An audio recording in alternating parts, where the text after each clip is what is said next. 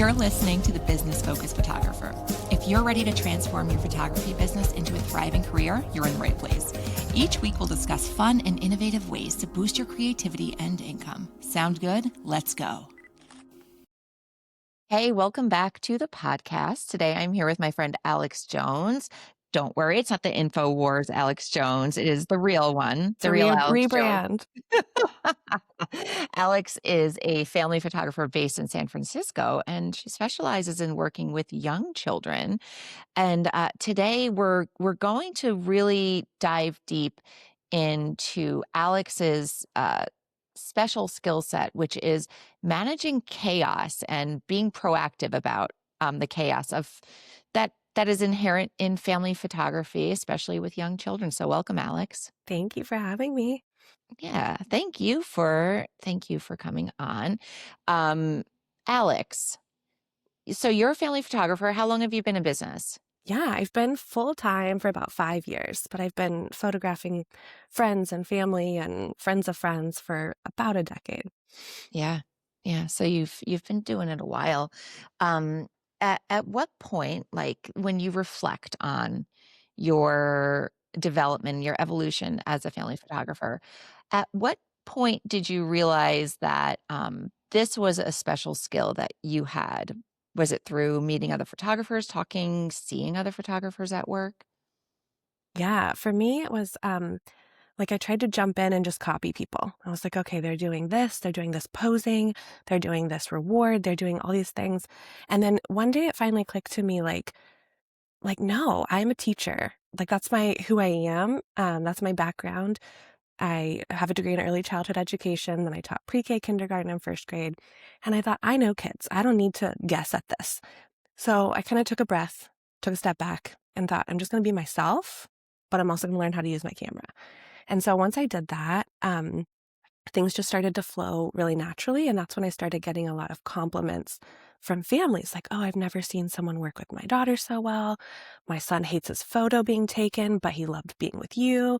What is this?" And, I've worked with a lot of photographers just because my friends take my family photos every year, and they're all wonderful, but I just started noticing, differences, like, "Oh, they're doing this as a tactic, and I feel like I do this maybe more intentionally, maybe that's more effective." And so I started really analyzing why I do what I do, what comes naturally, and what maybe I learned from the classroom that I put into my business. Well, that's an extremely important fact about you is that you were formerly an early childhood educator. Um, at what point did you leave that and why? Yeah, about 5 years well, no, that's not true, I'm sorry, that was about 10 years ago. So that's when I started kinda dabbling in photography. So when I had my first daughter, um, I thought, I just can't go back to the classroom." And for me, it was the idea of taking care of kids while someone took care of my kid. It was the whole kid issue. I think, like, if I was a nurse or I had a corporate job, it would be different. But I became a nanny with her, and I had a little girl that was 10 weeks older than her. So there was like having 2 little twins, and I was with them for that family for over 3 years, and again, just used my skill set of working with kids and understanding them to just have a blast, like raising my daughter with another girl. Um, and that was so fun. So it's been 10 years since I've been in the classroom, which is so weird to say because my kindergartners are in high school now. Um, but yeah, I mean, after this talk, I'm headed into 3rd grade to volunteer in my daughter's classroom. So I'm not away from the schools, but I'm not in charge anymore. Yeah, that all right. So do you feel like this background in early childhood is what makes you gravitate towards that age group? Because I think there's so much to love about photographing families with really young kids. It feels so much easier, doesn't it? Yeah. Like they're so Um, gosh, I just love that stage of development. Like everything's so concrete. They're Yeah. so genuine. They're Yes. so Uninhibited. matter of fact, uninhibited. Yeah, Yeah. it's a beautiful age. And, if you can get in with a family then and really connect with the kid, then that carries over as they get older. I think that's just so beautiful. Yeah. That's been my experience too, where, my the families with the oldest children that I work with are families I've been working with for close to a decade, if not a Yeah. decade. And that's why. Otherwise I wouldn't but because it's like seeing old friends after a while. It Totally, totally. absolutely is. Yeah, yeah, yeah. So this skill set that you have of taking the chaos that is inherent to family photography, um, was it something once you recognized it, from there, did you say, okay, let me lean into this? How else can I build on this and support families as well as myself as the photographer to have a more effective family photo experience? Yeah, I was just kind of thinking, like, I have all these ideas and all these reasons. I like to think of myself as a very intentional person. And so most of the things I do and say are for a reason, and especially in a photo session. And so I really started reflecting on why I was doing what I was doing. And then I'm also very reflective. So I leave a session kind of analyzing and thinking, oh, this happened. How could I have not happened? What could I have done better? What if they responded this way? And I started kind of seeing how I could be more in control of that. Again, just thinking of my photography business more like my classroom and being a classroom manager, right? So I need to prepare my clients better. I need to make sure I tell them these things. I need to make sure that I give them this information. When I come in, I need to be in control of the session. I don't need to just, loosen the reins to whatever. So it kind of gave me an insight into what sort of tools I need to be equipping myself with, but also equipping my clients with to make it flow for both of us. Yeah. And as you've created some education surrounding your process, have you found it difficult to kind of like pull back, zoom out, and reverse engineer what you do and kind of distill it down to something that could be transferred to another photographer? Because isn't Yeah, that like a whole exactly. other And thing, right? totally. But that is like when I say, like, sometimes I nerd out on these types of things. Yes, and that's exactly there's this educational theorist named Lev Vygotsky, and he talks about this zone of proximal development, which is like this place that you're capable of learning. And if you're outside that zone, you're simply not capable of it yet. You have to work your way towards it. And so a good teacher is going to take, you need to read. And then they're going to work backwards, and that's called scaffolding. So they'll say, okay, you need to read. So you need to know letter sounds, which means you need to know letters. And so they kind of like work backwards. And I found that doing that in my business, doing that in parenting, doing that with clients is like gold. Yeah. Um, Yeah. just have to scaffold everything. You have to kind of see where people are at, come down a little bit, and then bring them up to where you want them to be. Yeah. And okay, so let's talk about like how you do it. Yeah.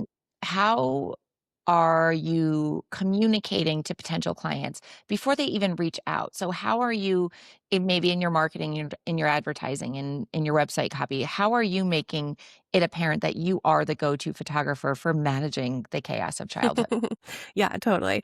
I think it starts with there's a lot of ways to kind of do it on the broader scope. One of them is blogging. So blogging topics that kind of tell your ideal client that you're who you want to work with. So if my, blog topics are how to prepare your kids, what should your kids wear, what to say to your kids before a session, should your kids bring stuffed animals to photo sessions? If those are the titles, it kind of gives the client or the ideal client the idea, oh, like she must know what she's talking about with young children. Again, same with social media. If I'm posting a lot of photos of happy kids, giggling kids, those kinds of things, talking about, just capturing kids where they're at. I think that those kinds of pieces really prepare your client before they're your client, right? To know, oh, she's about this. I have a whole page on my website about school photography. I love working with preschools, and I think that just really shows. I don't show weddings or engagements. Like that is not my forte. Yeah. And so I think that that's very clear when you look at my work from a distance. And then as far as working with a client, it really starts with a questionnaire, with a phone call. Those are types of things where I really do the face-to-face nitty-gritty, like trying to get to know them. And I think based on the questions that I ask, they understand that I'm there to make them feel comfortable and really connect with their family, especially their kids, so that their photos are authentic. Yeah. Yeah, what sort of things are you asking in the questionnaire, Yes. that you found to be, like, most influential for how you run the sessions? Yeah, so I like to ask the name and ages of kids, very basic. And then I say, tell me what they're interested in. And I always put at the top, be as, you know, wordy or as brief as you like, which also tells me about the client. So I get things from, she loves taking her picture, this simple sentence, to he loves Paw Patrol and trucks, and he really loves to run. He doesn't like to sit still, and he's really attached to mom. I'm like, all of this is such good information for me. It's like, just feed me the data. So asking what the kids are into is really important. I would say another piece is asking something that is going on in their lives right now during the season that they don't want to forget. So sometimes people will say like, I love how he like kisses my arm, or I love how we rub noses together. And those are the things that I really want to capture. And also when I bring them up, I see the joy and the like relaxation on the kid's face. They feel seen, right? Because I know what's important to them or what's normal to them. So just asking kind of broad questions, but that draw for like detailed responses, I think has been really key. And are you so is there anything else that you're doing in your marketing that kind of focuses in or zeroes in on the age group that you really Mm. thrive with? Is that something that you can can eloquently communicate? Yeah, I mean, I love working with all young kids. So there's not like a I definitely don't have a lot of teenagers in my portfolio, so I Right, think that right. that's pretty clear. Um, but yeah, I think just when I talk to potential clients and when I'm talking on social media, it's all about fun. I mean, I carry a monkey on my camera. So I think just like my vibe tends to be like silly, younger, elementary, that kind of age group. Yeah, and I think that my reviews, like when parents write a review for their session, it comes out like I see the same words over and over, which is just so like flattering and humbling to me. Like my kid felt so connected. My kid left happy. My kid asked if we could come again tomorrow for another session. Like my kid asked if we could do a play date with Alex. That's my favorite when they're like, "Can we come to your house for a Aw. play date?" So, Aw. those yeah, I think it just comes out in it kind of oozes out into the little places. Yeah, okay. So once they do book, what's aside from the questionnaire, do you have like an automation where you drip out maybe links to blog posts or FAQs or any like other ways? Because every family photographer can relate to seeing the parents stressed out and worried about their Mhm. kids' behavior and like anxious, especially if they have a neurodivergent child, or just toddlers Mhm. in general are like wild and everybody thinks they have the worst behaved kid in the world. And like I have Yeah. yet to meet the worst behaved kid in the world. Um, so what sort of things are you doing leading up to the session to kind of like set the stage that like the chaos is fine, like chaos is Yeah. welcome here? Yeah, I think I try to translate that. One in the questionnaire, there is a space that's like, is there any concerns you have? Is there anything I should know? Is there anything you're worried about? Like that kind of wording to give people the option. And I do see a lot of those concerns written. So usually the questionnaire is the first thing to go. And then I offer a phone call. Most people take me up on it. And then I can talk through those questionnaire questions and really get to know, the meat of it. And I have had time and time again, the moms or the dads will say, after our talk, I just felt so much better because you can get your voice across in email, right? But nothing conveys your voice like your voice. And I think they understood or they understand when we're talking. I say, take a deep breath, relax. Like you are not in charge. You are there to participate. So if something's going awry, it's not your job to fix it. So I try to tell them these things in person, right? Again, viewing the session like a classroom. Like I'm in charge. You're visiting. You've paid me to do what I do. So just trust that. And I'll say, I know it's going to be hard, but just trust me. And then I'll send a family session guide, and that has a whole page on exactly that. I feel like the repetition is so important because some people are auditory, some people are visual. Um, and so I send the family session guide after our phone call that talks through all the things, especially the um, let them be kids. I have a whole page called Let Them Be Kids. It's like, you don't love when they run around on a hike in circles, but at a photo session on a hiking trail, let them run around. Like if I don't want that, I will tell them. I'm not afraid. And then even further, right before the session, the week before, they get an automated email that's like, hey, looking forward to your session at this location, at this date. Here's some reminders. Here's some tips and tricks. Like make sure they're fed. All these things I've said to them, all these things are in the family guide, but the repetition, right? Make sure you have a plan for after. Maybe you're going to go to dinner. Maybe you're going to stop at the playground, something for them to look forward to, giving them like an idea of the timeline. And then when they physically show up at the session, I go straight to the kids. I pretend like the adults don't exist. Okay, so can I just pause a little bit right there? And so you are recommending at booking that parents have something planned for after the session. I don't recommend that they, well, I say it's an option. So all these Okay. are like suggestions. They're not Right. requirements. I also give outfit suggestions. I have people come in what they want to wear. That's Right. totally fine. They're paying me to take their photo, right? But yeah, I do say it's a good idea to, especially depending on the age or the temperament of the child. Let's say you have a really active 8-year-old boy who just loves like all these things, doesn't like to pay attention, doesn't like to, he's on the go. His brain's going. And they say, we're going to go take some photos. And he's like, I don't want to do that. They're like, well, we're going, and it's this negotiation. But I try to get parents to pose it as, we're going to go meet my friend Alex. She has this camera. She's going to take a few photos of us and she's in charge. We're going to listen to her. And then when we leave, we're going to go do something fun. Would you like to give them 2 choices? Go get ice cream, or would you like to go to the playground? So they kind of have an idea of what's coming, right? Think about a classroom. You have 9 o'clock like spelling words, 10 o'clock recess, 11 o'clock lunch. They know what's coming. And I think it's just really important to include and give them ownership of that time.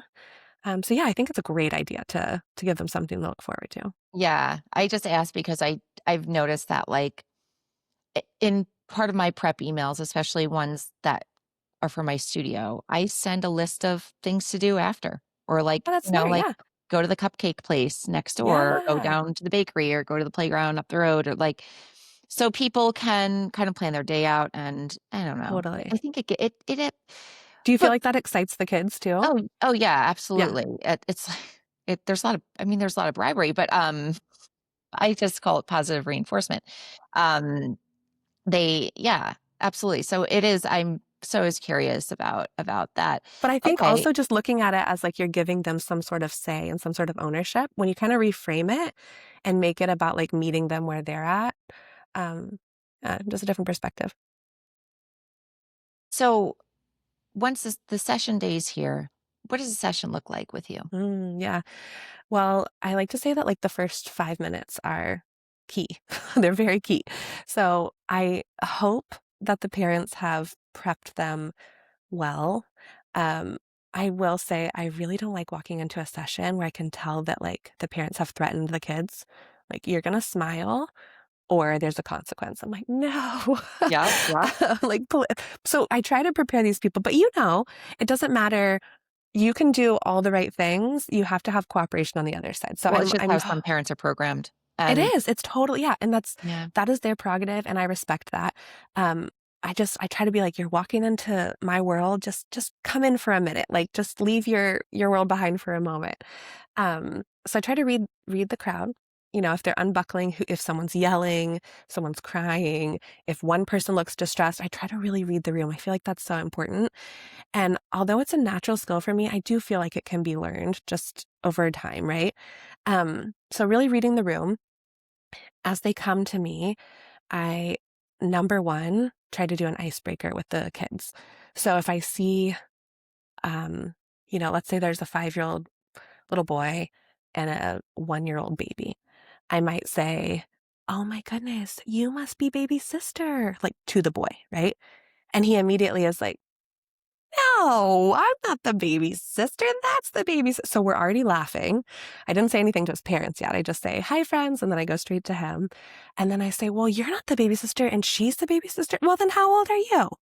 He's like, I'm 5. I'm like, you're 55? He's like, no. So just kind of like, that connection is so key. So it doesn't have to be over the top. It doesn't, you can use the same joke every time, but having that connection with him and then giving him the control. So I'm like, so you're 5 and this is your sister. He goes, yes. And I say, well, how old's your sister? She's 9 months. 9 months. That's amazing. Does she cry a lot? So I'm just talking with him. And then I'm like, and who are these people? This is my mom and dad. Oh, that's so fun. And what are you guys here for today? Just kind of like making it comfortable, cozy. This takes literally 1 minute. Yeah. And then I'll say, well, I have something to show you. I pull out my camera. I say, this is called a camera. Have you ever seen a big one? And they're like, no, or yes, whatever. I say, well, it's a big camera, just like on your phone, but it's really big. And then look at what's on the front. There's a monkey. And I'm like, do you want to touch it? And so then I let them kind of getting those out of their, all these things are like things they're going to want to do, right? But I'm getting them out of their system, making them comfortable. They're in control. And then I say, can I show you what it does? And then I take a picture of, say, them or baby sister.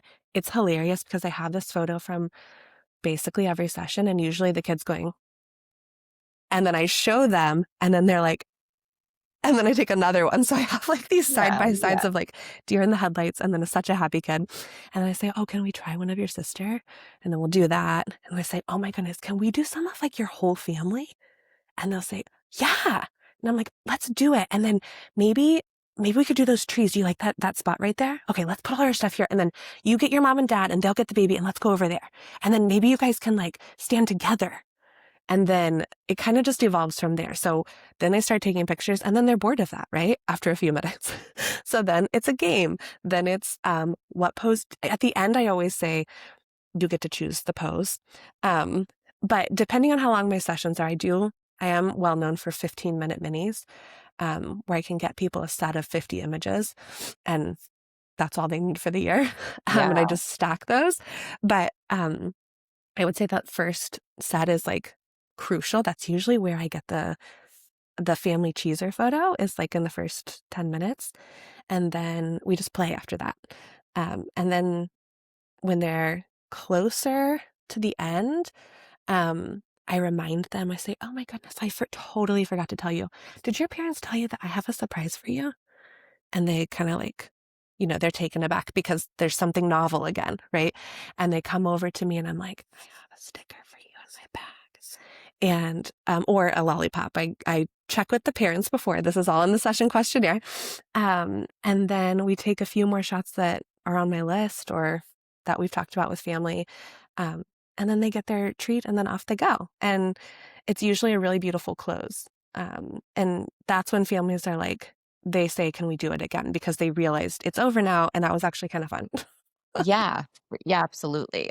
Because, we talk a lot about figuring out what those pain points are for our ideal clients. And that can be a hard nut to crack for photographers as far as like, building their brand and your brand voice and your marketing. But for families, the stress during the session, how your kids can behave, if they're going to cooperate, all that stuff that's huge for parents. And if you can show that right off the bat, Well, that's the thing is I see sometimes when they get out of the car, I can see moms like trying to gather things and then dad's just like kind of blank, right? Like, here we go, we're doing this thing. And then once they see that interaction with me and their kids, I can kind of see some of that melt off of them because they're like, oh, wait, I don't have to do anything. Like, I'm just here. And so in guiding them and giving them direction, that's a whole nother piece, right? But giving them poses and prompts.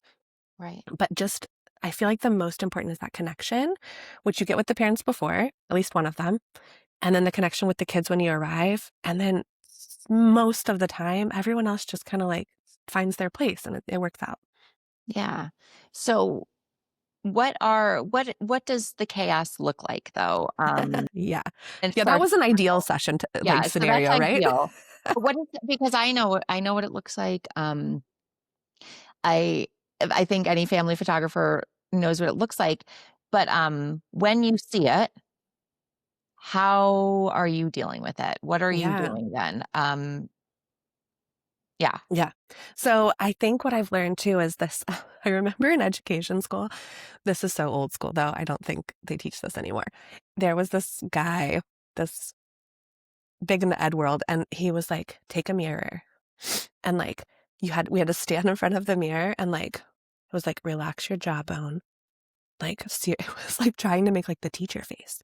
It was like Really? trying to be so serious. Yeah. And while I do not use that, I think this like realizing how powerful my action or inaction is like really helps me set the tone. And I have learned the best thing that I can do is to stay calm. So when there's chaos, maybe there's a kid running in circles, there's a kid screaming and crying. I've had that. And the parents are in distress. Oh no, we paid money for this. This is a disaster. My job is to reassure the parents it's okay. It's okay. Let's just take a minute. Don't like breathe. And sometimes they can borrow my nervous system and really calm down. And then once they can do that, then the kids can. And I will not force a kid to smile. I will not force a kid to take a photo with tears in their eyes. Those are hard no's. But I can say there's only been one time that I was not able to reconnect with the kid. And that was like a 1-year-old. And we ended up doing some photos of them like snuggling with like beautiful environmental portraits. Yeah. So you can pivot that way. But I think of like in particular, I had this really tricky situation. I think it's the hardest session I've ever done. And the mom and dad clearly did not, they didn't really know. I could just tell it wasn't like none of it really mattered to them. Their goal was to just come take a picture and leave. And they had 2 little kids. And they said that their kids, they didn't tell me this till later, their kids don't like to be held. And their kids like to run. So it was just the kids running, the parents chasing them. There was no sitting, there was no holding, there was no spinning, there was no jumping. Like it was just all over. Oh, that's so hard. And eventually, because I didn't know these, they didn't mention this. And so when I'm like, could you throw him in the air? They're like, oh, he doesn't like me to touch him. I was like, okay. But I couldn't say, that's crazy. I had No. to take a deep breath and be like, no worries, let's find something else that works for you all. And eventually what happened was I took my camera, I have like a, strap across, just dropped it. And I got down on the ground and they had brought some trucks with them. And we started scooping the wood chips into the truck. And I was like, Aw. this connection is just going to take longer for them. And that's okay. So we're scooping them into the trucks. And I said, whoa, you have like 10. I only have 5. And then we started, and they kind of looked at me like, huh, like that thing's not in her face anymore. And she's not telling me what to do. I could just kind of see their wheels turning. Hmm. And so we just played. We played with the trucks for a while, and their dog came over. It's like, oh, he's sitting with us too. And then I said something funny, and then he kind of laughed while he was playing. And I reached for my camera, and I could see his face like Mm-hmm. change. And I just kind of moved it, Yeah, reading yeah, the yeah. room, right? Yep, And yep. then just keep playing. And then I was like, oh, Mom, do you want to take my spot? So she was playing, and I was like, Dad, why don't you sit there? And then I just popped out. And now we have a candid of them playing together, right? So it's not the perfect cheesy smile, but at the end of the day, is that who their family is? I wasn't getting that vibe. It didn't seem, that's Oh. not who they are. They're not like perfect posed smile. And you want to catch the authentic them. But I could tell the boys were comfortable playing in the wood chips with their mom and dad, giggling. So they look very happy. They're doing what they love. It just wasn't the parents' ideal. And had I known a little bit more about those boys and their personalities, had they shared it, right? Yeah. Then I could have come into it with a little bit different perspective, but I was able to pivot. I think that's so important to just meet kids where they're at and just kind of go from there. Yeah. I don't even remember what that question was. I'm sorry. I went on a No, tangent. but it's I love that story. I think we can all relate to sessions going awry like that and having that feeling like, oh my God, how am I going to make this happen? And it sounds like we're in this like it's never not worked out.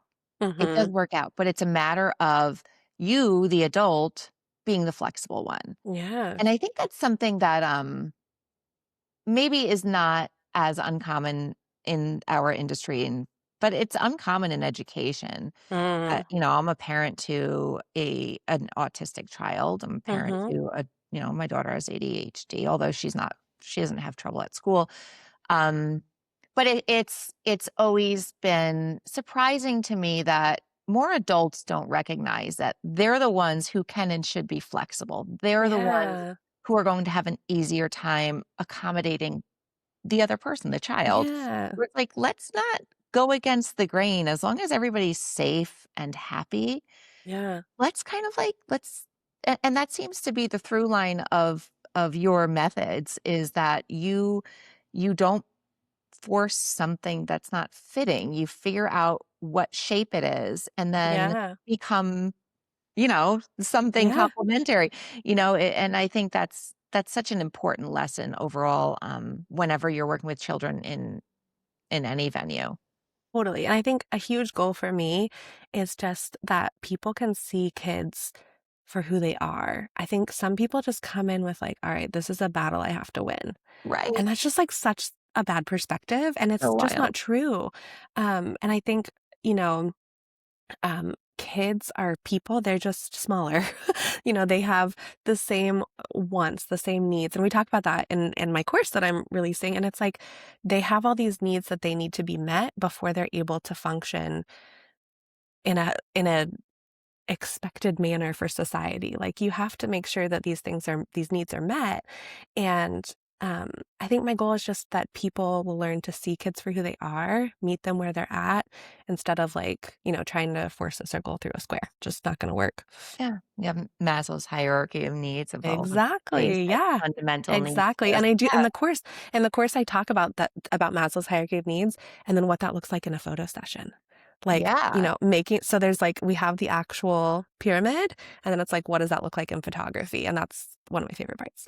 Well, I think it's a lesson that is interdisciplinary, so to Mhm. speak, where it's like, yeah, there are usually foundational principles in just about everything that we do. And when we want there to be manageable chaos, because you can't erase the chaos, you can't Yeah. erase the wild behavior and the movement and the frenetic Yeah. energy that is, and that comes with childhood. But how can you manage it? By going in, creating this foundation of trust and mutual Mm. respect. Mhm. And yeah, just like you're saying, kids are just small people, and every Mhm. person wants to be seen and understood and Totally. held in a way, Yeah. that's so important. Yeah, for sure. Yeah.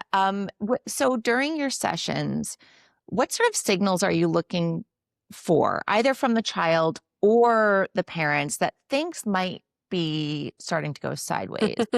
Yeah, usually with parents, it's like facial expressions, right? Like I can see like or like a fake smile, like all these notions from the parents that like they're done or they're uncomfortable.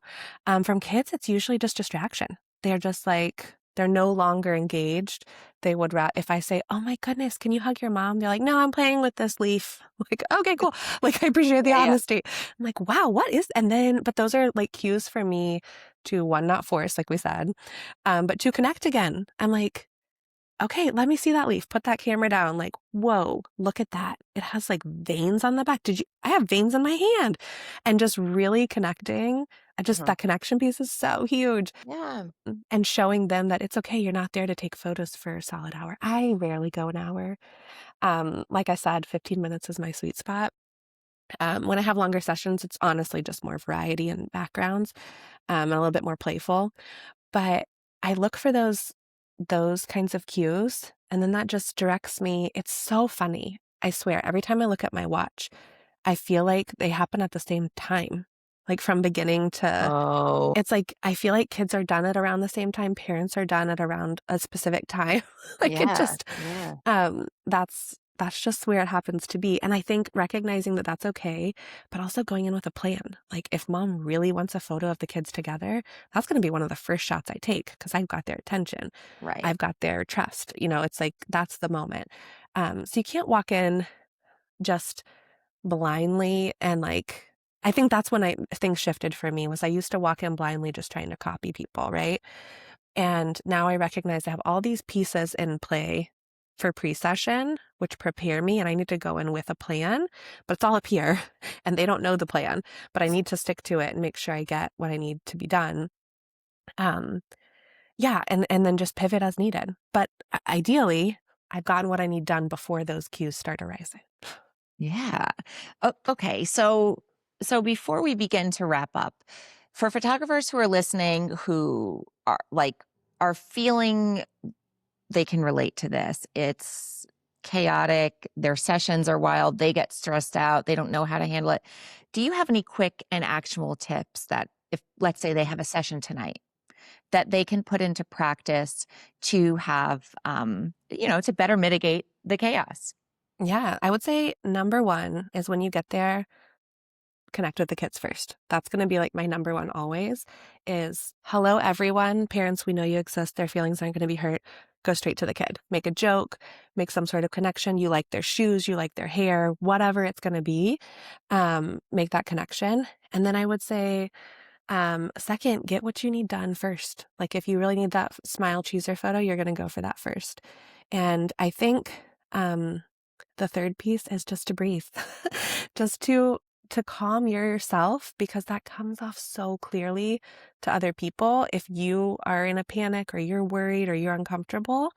So you have to be the calm. They have to borrow your nervous system in some ways. Like you have to be regulated. I Yeah. think that's important. Well, it is honestly, infectious. I guess, like, Yeah. it is, like, something that I've learned as a parent is, like, neutrality is Mm. golden, Yeah. and, like, during difficult times. Not all Yeah. the time, but when things are getting really hard for the child, going back to you are the adult, Yeah. you, hopefully can manage your emotions and compose yourself and be the calm in the storm. For It's sure. the storm's gonna happen. But if you start spiraling out too, if you and, like, the other thing I've noticed is, like, sometimes you have to let it play out. Do not try Mhm. to fix it immediately. Well, and I Um think you can't fix things that you don't know the reason for, right? Right, I right. think it's so important to really process, like, why is this kid crying right now? Oh, he wanted to be with his mom and he felt uncomfortable when he was standing alone. Okay, and let him be with like instead of trying to fix it in the moment, really think about the why, and then you can work back to how to help. Helping, I think, instead of fixing is a much better like approach, right? Yeah, yeah, and, like, I am, like that as soon as a baby starts to cry, as soon as baby starts to Mm. get upset, just pick your baby up. Like, don't it's Yeah. okay. Yeah. I'm not here to torture kids. Yeah. Whatever this kid needs. It's like on a silver platter today. Totally. We are not withholding. Well, Alex, thanks so much. Can you tell photographers listening about your upcoming course, and how it might transform their family photography business? Yeah, I think this course is really targeted towards people that know how to use their camera. They're maybe an established photographer, but maybe they don't work a lot with kids. Or maybe they work with kids some, but they don't feel confident. So think maybe like a wedding photographer who their clients are like, we just had a baby. We would like you to take our photo. And the wedding photographer's like, I don't do that. I do post people at altars. So just kind of giving them a little bit of an overview of, who kids are, why they operate the way they do, and how you can meet them where they're at rather than wrangling cats. I think that's one person. And then, yeah, just people we kind of dive into like some scenarios. Like, what if there's a kid that has neurodivergence and they don't want to look at the camera? Or what if they only feel comfortable with their stuffed animal? Or what if they, need this special whatever it is with them? How do you operate with those things in play? Because again, you're not in control, right? So how do you um, gain control without like controlling people in a way? So I think And this course really just kind of takes a step back at why. So we look at why kids' brains are the way they are, where they are developmentally, how you can meet them there, how you can help them get to where they need to be to take a photo. Yeah, and then talk through some tricky scenarios and get some ideas on what you could do, some tools in your toolkit, and how to keep clients happy and coming back for more because they trust you. That's the name of the game, right? That's the That's goal. right. Well, that's wonderful. Where can people find you and talk to you and learn from you? Yeah, my website is ALYX Jones, alexjonesphotography.com. And then there's a banner at the top right now that talks about courses, and you can get on the wait list. The course goes live June 1st, so it's coming. And then I have a special offer for people that are on that wait list. Yeah, so I love to chat with people on social media. So on Instagram, I'm alex.jones.photography. Noted. Got it. We'll put it in the show notes. All right. Before we hang up, do you want to do a lightning round? Oh, sure. All right. All right. Is this just a one-word answer or just a quick answer? These are quick answers, mix of topical and irrelevant. All right. I like that. Okay. What's your most irrational fear? Driving into water. Driving into water? Baby, Really? yeah. I mean, it's a big, we live like right by the ocean. You live And sometimes in San I just think Francisco. like, what if my wheel turns and I just drive into the water? Yeah. It's terrible, but yeah, And like all the hills, and like, what if you just kept going? And exactly. it's Yeah, fair. That's fair. it's terrible. Now I'm terrified. Oh, what's your favorite age to photograph? Ooh, 3 to 5. I think that's probably mine too. Snacks during sessions, yes or no? Yes, Yes. 100%. What's your coffee order? Jasmine lavender tea latte. Oh, I don't drink coffee. I'm just in my local coffee shop. Yeah. Oh, okay. What's one thing photographers should stop saying to kids? Okay, look here and say cheese. What's your go-to editing snack? Oh, gosh, I'm pregnant right now. And Trader Joe's stopped carrying those truffle crunchies. I don't know if you've ever heard of those. No, I've never had them. Yeah, they're delicious. So I would say I typically don't snack. Those are my go-to for sure. Yeah. Okay, all right. What's the most effective way to make a shy child laugh? Oh, I would say being silly myself. It's so funny because when they're shy, though, I just see that like no response face. But often it's like if I make a mistake, like if I put something on my head and it falls off, Yeah. or I drop my camera on accident, or yeah, those kinds of things. In-home or outdoor sessions? Outdoor. What's your comfort TV show? Dateline. I like feel so weird saying that. Such a crime junkie, like so bad. Oh my gosh, that is so funny, Alex. I've gotten to the point where I've listened to every single Dateline podcast. Like none of them are new. I'll go back 10 years and I'll try to listen to it. And I'm like, I still remember who did it. Like there's so many episodes of Dateline. Wow. It's my go-to editing, like everything. I just love having that on. That's how I clean. That's how I get anything done. It's terrible, but it's wonderful. Funny. That is so funny. Well, and I love the juxtaposition of you, like so soft and sweet and nurturing. It's like crime. Can you believe it? I know. I grew up, my dad's a cop, and I grew up just like, he would tell me about like serial killers, and I'd be like, no. And then what did they do? Like, it was so bad. I'm like, why? I don't tell my kids what I listen to. But we're afraid of driving into water. Exactly, right? Make it make sense. Brains. Gotta love it. Okay. What's worse at a session, a stressed out dad or a stressed toddler? A stressed out dad. Yeah, I think so too. I try to treat them like children too. It's just that their brains are more developed. So I'm more equipped in the toddler zone. Less fart jokes for them. Yep. Yeah. Some, not zero, but some. What is the most important personality trait for a family photographer, in your opinion?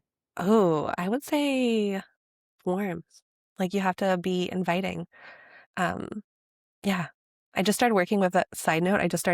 I've got a ton of schools this semester, and they're like, they can't believe that I'm like talking to the kids when I'm taking their photo. And I'm like, what? And they're like, no. Like bare minimum. I know. They're like, well, last year it was this man from Life Touch, and he just told them to smile, and they're all crying. I was like, Yes. what? I don't know. Well, now I think we know a little bit more about Life Touch, where it's like, I oh, know. maybe they didn't have like the best hiring practices either. Because Yes. that's every school has that story. And when I photograph schools, they're like, oh my gosh, our last school photographer was a serial killer. Like, Yes. Yeah. He was on Dateline. yeah, he was on Dateline. Yeah. So I don't know where they're getting these people. But I just know. be nice to kids. Can you imagine? Totally. So Yeah. funny. Disconnect. Okay, last question. What's the best compliment that a parent can give you after a session? Ooh. I think that they've never seen their kid like respond that way. Yeah, like it just in general to a human, right? Like much less a camera. They're like, they really liked you, but like not like, oh, she's cool, but like they want to go to dinner with you. That's my favorite. I always like to say, I'll send you a Google review link, but please let the 3-year-old fill it out. Right? Yeah, that's the best. I love that, Alex. Alex is it's so nice to see you. I'm very excited for you and your impending twins. Thank you. They're coming soon. Yeah. I have 4 kids, which is blowing my mind. It's going to be great. You're clearly made for it.